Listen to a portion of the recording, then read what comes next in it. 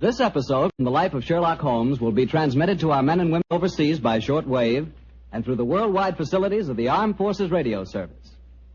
Petri Wine brings you Basil Rathbone and Nigel Bruce in the new adventures of Sherlock Holmes.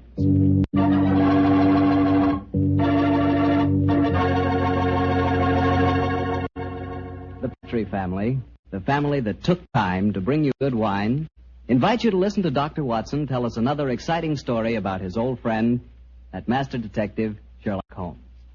And we'd also like to tell you something you really ought to know. The fact that the one sure way to make good food taste better is to try that good food together with a glass of good Petri wine. Did you ever try Petri wine with dinner? No kidding, that's one bandwagon you sure want to hop on. Take, for instance, a deep red, hearty Petri California Burgundy. Wait till you taste that Petri Burgundy with, let's say, a delicious old-fashioned beef stew. Or maybe try a glass with spaghetti. I'm telling you, when you add the luscious flavor of that Petri Burgundy to the flavor of your favorite foods, you're really living. You're finding out for the first time what good eating really means, on the level. So better keep a bottle of that Petri Burgundy right on the dining room table. And never forget, the best friend a good meal ever had is a glass of Petri wine.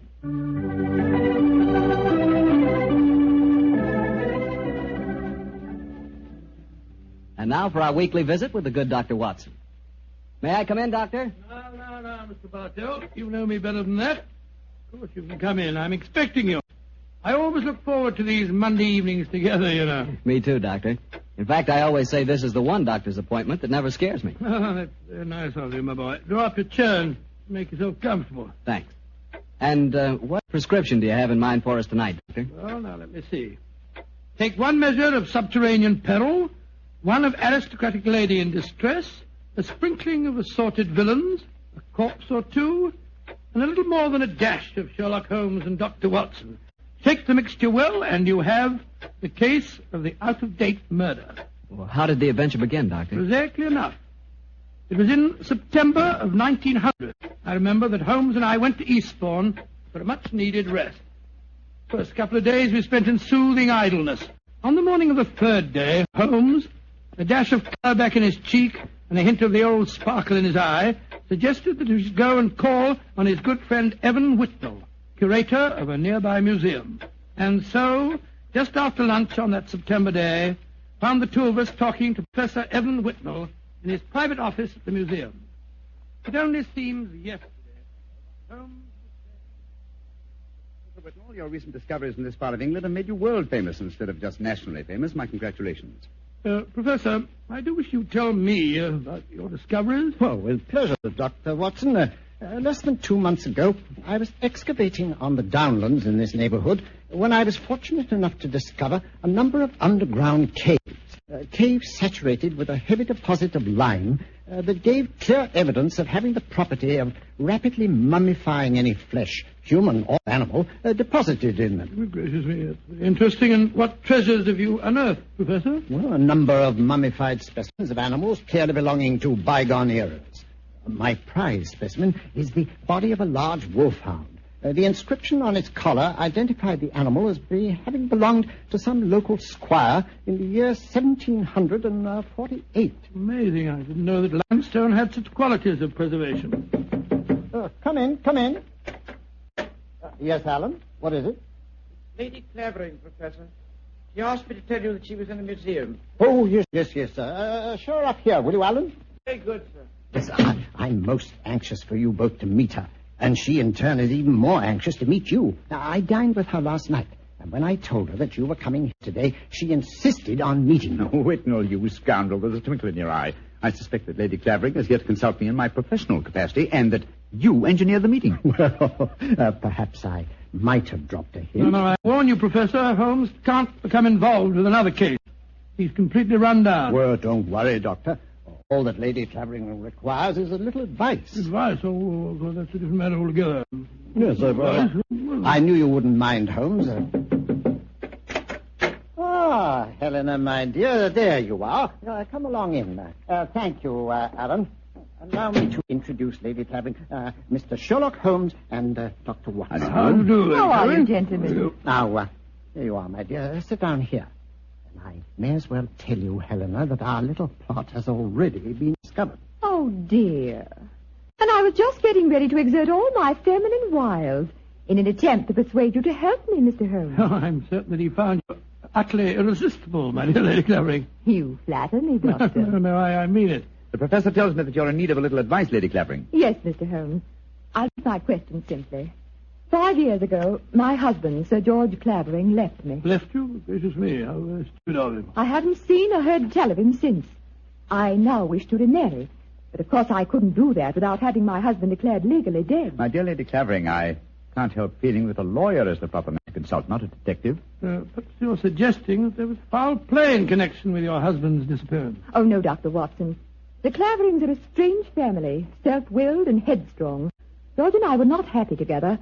I think he disappeared deliberately. You reported his disappearance to the police, of course. Oh, yes, Mr. Holmes. But they've never been able to trace him. This kind of thing has happened in the family before, Holmes. Tell them about Sir Nigel, Helena. He was one of my husband's ancestors. He walked out one day in 1777 and was never seen again. Extraordinary family, always disappearing. George knew of the legend. He often threatened to do the same thing himself. But your problem, Lady Clavering, is not that of your husband's fate, but rather of your own freedom. Yes, Mr. Holmes. Well, I'm afraid my advice can be of little consolation to you.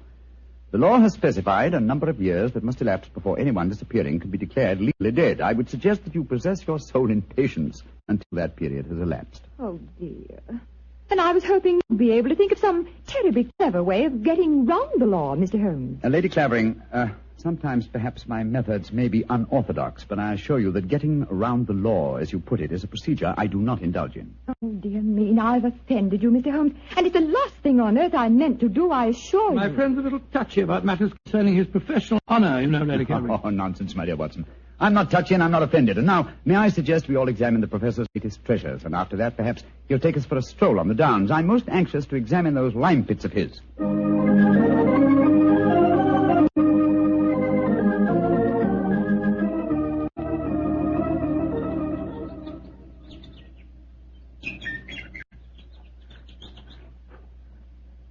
The lime pits are about a mile from here. It's a nice walk across the cliff tops. I'm sorry Lady Clavering didn't want to come with us. This charming woman, even though she did rub you up the wrong way. A beautiful woman, Watson, but I must confess her charm eludes me.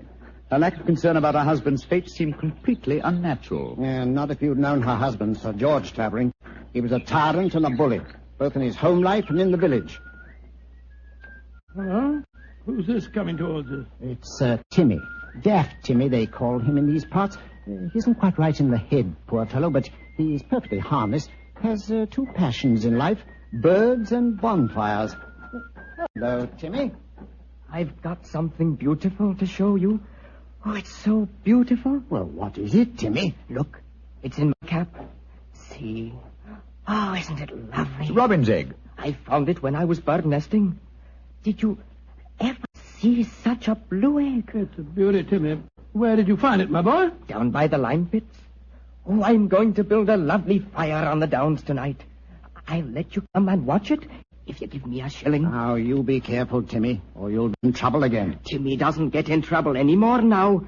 Not since he had Sir George carried away. Sir George Clavering used to whip Timmy when he found him on the land. Timmy, tell me, how did you have Sir George, as you put it, carried away? I told my birds about him. I told them how he used to beat poor Timmy. And they said they'd carry him off and drop him over the cliffs. and that's what they did. Because he never came back again. Oh, Lord, here comes Harry, Sir George's brother. Now there'll be trouble. Timmy, you'd better run. Oh, no. No, Timmy can't run.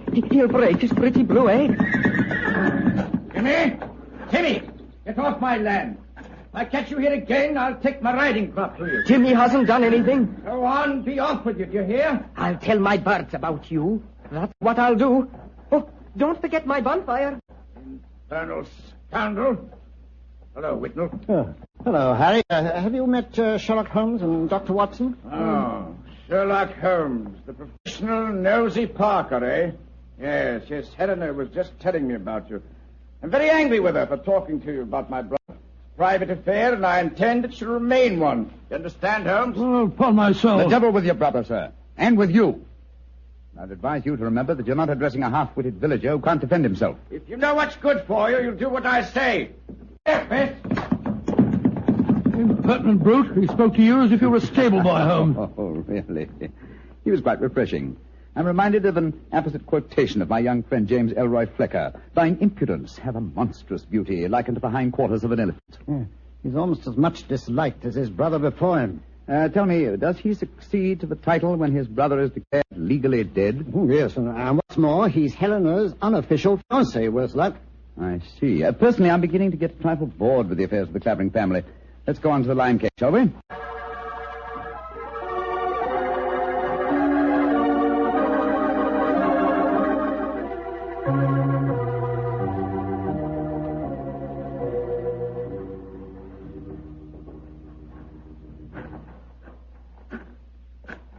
These caves are amazing. We must be 50 feet below the level of the ground, aren't we, Whitnell? Well, more than that, I should say. Rock formation is most unusual, a series of caves connected by a veritable honeycomb of tunneling. Yes. I think I'll light the lantern now. It's getting darker in here, and I haven't explored this particular cave before.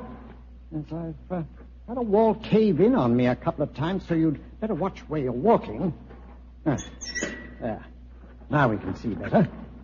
Let's go deeper, shall we? But do watch your step. It's eerie down here, isn't it? Hello. Well, what's this in the crevice here? Looks like a mummified bird of some kind. It is a beautiful specimen. Judging by its markings, a black streak here and bars of white metal, I'd say it was a peregrine. That's exactly what it is, a falcon. Dating back a couple of 100 years, I should say. And in a perfect state of preservation. Oh, this is a treasure. But, come on, let's explore deeper. There's been another cave over here. If you hold the lantern up a little, I'll... Oh, I say.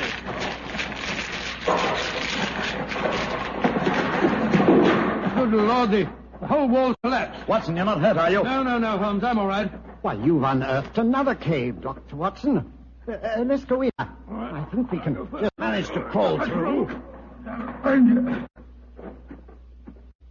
Great God, I don't believe my eyes. Magnificent. Whitnell, this is a treasure indeed. A perfectly preserved body dressed in 18th century costume, powdered wig and all. Yes, and there's no mistaking who it is. Look at that typical beak profile. It's a Clavering, and it isn't hard to identify which one. By George, you mean the one that Lady Helena told us about this afternoon? Exactly. Without doubt, this is the body of Sir Nigel Clavering, who disappeared in 1777. Let's search his pockets. We might find some identification. Here's a snuff box of the period, and some coins. Yes, the inscription of George III is still visible on them. Hello, here's his diary. This is unbelievable.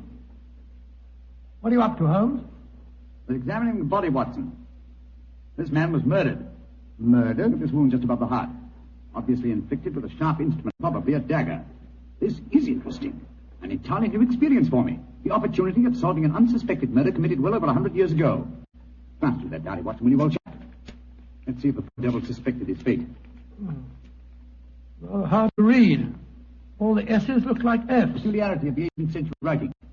They are saying, I suppose it means saying, they are saying in the coffee houses that my brother, Harry, hath been coveting my wife. But this is amazing, Holmes.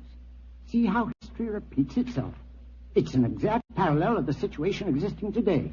Harry is coveting his brother's wife, Helena, and Sir George has not been seen for 5 years. What an extraordinary coincidence. If it were one. As it is, it's one of the most ingenious frauds I've ever seen. The clothing appears authentic, so do the coins and the faded ink, the paper of the diary, and due to the peculiar mummification of the body, it would be almost impossible to say how long it's been here. Nevertheless, I'm convinced that this is a recent corpse, and undoubtedly that of Sir George Clavering. Well, what makes you so sure, Holmes? Writing in the diary. 18th century used an S that looked like an F, it is true, but never at the end of a word. You will recall, Watson, that you were reading H-A-F, have, for H-A-S, has. That's perfectly true, I was. Well, that would be incorrect and genuine 18th century writing. Now, obviously, this is an extremely clever attempt to disguise the comparatively recent murder of Sir George Clavering. It's incredible, Holmes. Yeah, I believe you're right. I'm sure of it. Well, what are you going to do about it? You and I, old chap, will mount guard over the body. You, my dear Whitnall, if you don't mind, will be good enough to go and fetch the police.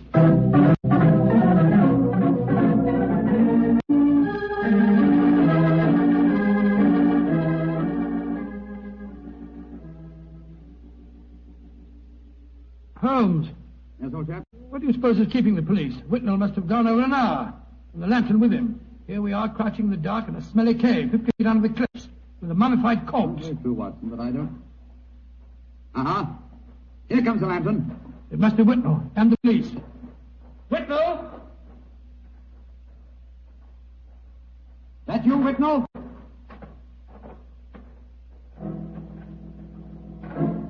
That lantern's blinding me. Is that you, Whitnall? Answer, can't you? Come out, Watson!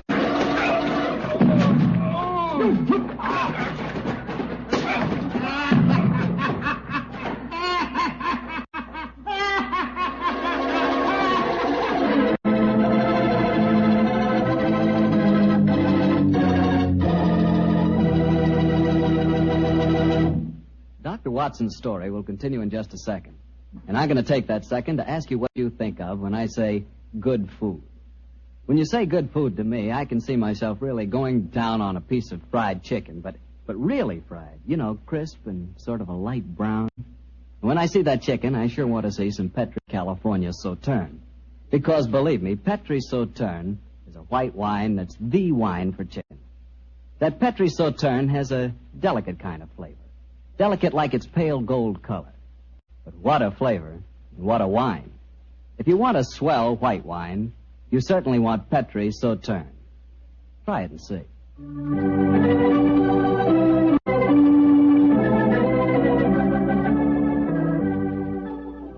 And now, back to Dr. Watson and tonight's story, The Case of the Out-of-Date Murder.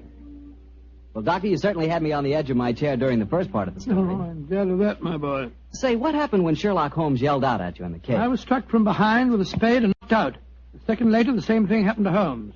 You see, we were blinded by the lantern and couldn't protect ourselves. When we came to, we found we were at the bottom of a pit. The walls were narrow and vertical, and I saw no earthly way of our getting out of the trap. But as usual, Holmes had something up his sleeve.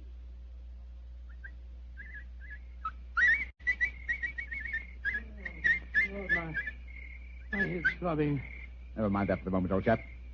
Get the coat off in your shirt. Oh, when are Come you on, doing? off with it, Huh? over. Come on, off with it. I've already removed mine and tied them together. Oh, what for? Oh, dear me, that blow on your head must have been unusually severe. I'm trying to make a kind of rope, Watson, a rope to get us out of here. Oh, what's the good of a rope unless there's someone on the ledge above us to haul us out?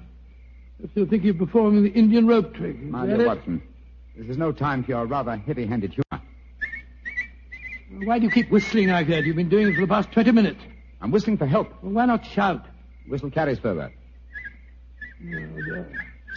Who's going to hear that? That, Timmy, I hope. Remember, he was having a bonfire on the cliff-top tonight. My whistle is that of a nightingale, a song unheard in Sussex this time of the year. If he does answer it, I'm sure it'll bring him down here.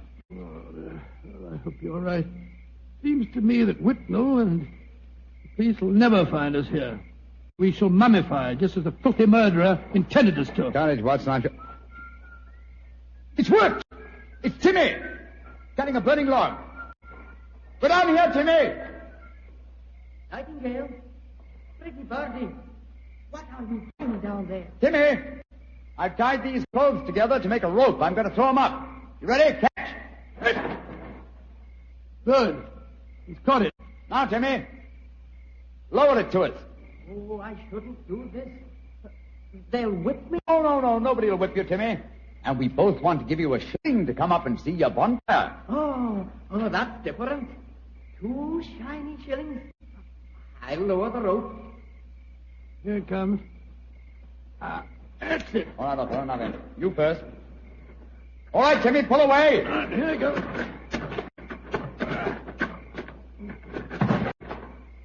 Splendid. I'm up, Holmes. Now lower it for you. All right.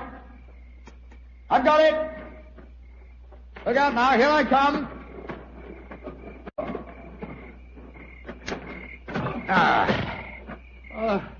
Thank goodness we got out of that place all right. I don't see the nightingale.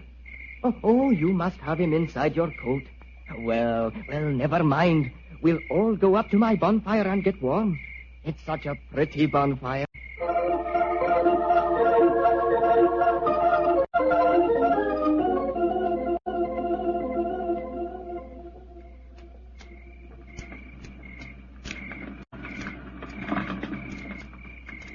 Did you ever see a finer bonfire? Never, Timmy. It's lovely. It's the most comforting sight I've seen for the last couple of hours. Oh, just one thing's bad, though. Somebody tried to burn a book in my lovely fire. It must have been when I was off getting more wood. I found it when I came back, and I pulled it out of the fire and stamped on it. See, here it is. Let's have a look. Hello, it's the diary that we found on the body in the lime pit. Precisely, Watson. Now I begin to see daylight. People shouldn't burn books. Books are nice. Books are like birds and bonfires. Oh, they're nice to be near. Oh, your nightingale must be cold. I'll get some more twigs to burn. Well, now that fellow's gone away for a moment, I can see why we were attacked tonight. The murderer knew that we were going to the caves. He was afraid that his devilish plot wouldn't stand up under your scrutiny. So he watched us. When we discovered the body and sent Whitnell off for the police, he knew that he'd got to get rid of us. And who do you think that somebody is, old fellow? Well, that's easy. There's only one person strong enough to have knocked us both out and shifted our bodies. The dead Sir George's brother, Harry Clavering. I think not, old fellow. Didn't you observe as we entered the caves that pickaxes and wheelbarrows were much in evidence? Yes, that's right. They were, of course. Strength was not required under the circumstances. We were extremely vulnerable in the darkness. Any man with a modicum of cunning could have disposed of us, or any woman, for that matter. Good Lord, you're not suggesting that... Watson! Oh, Whitnell! Why, thank heaven you're safe. I've had the police with me for the last hour, but we couldn't find you. You went where I left you. True. Whitnell, I want you and the police to take me to Lady Clavering's house at once. After that, I wish to lodge information and make a charge of assault and possibly a charge of murder.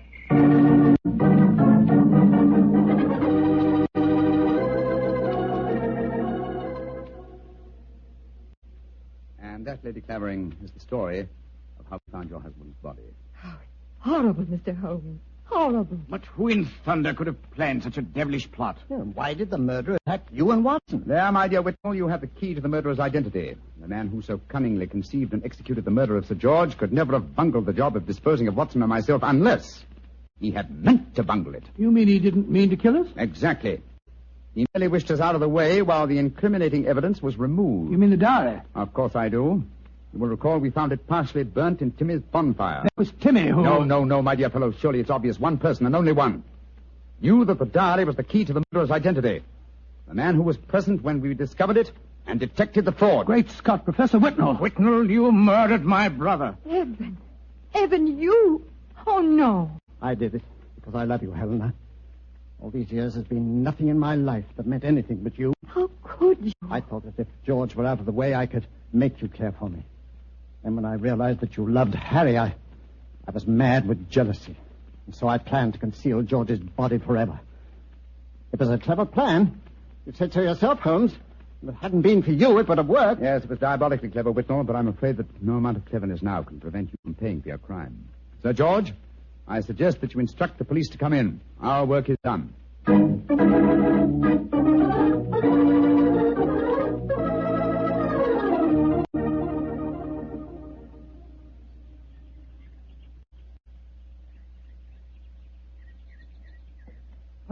Holmes, look there on the point.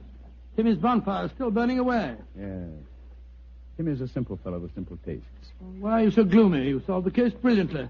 My dear fellow, my faith in human nature has been sadly shaken. Oh, that.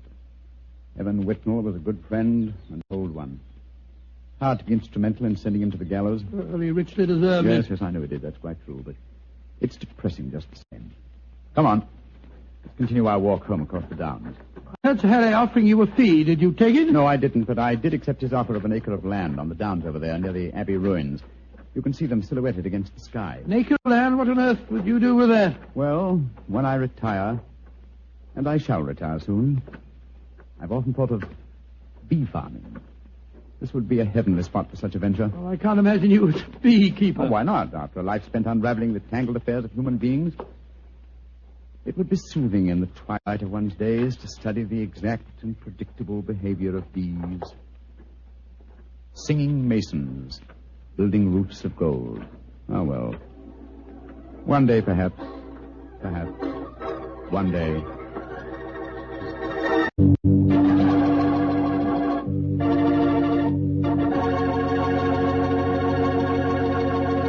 Well, Doctor, that was a swell story.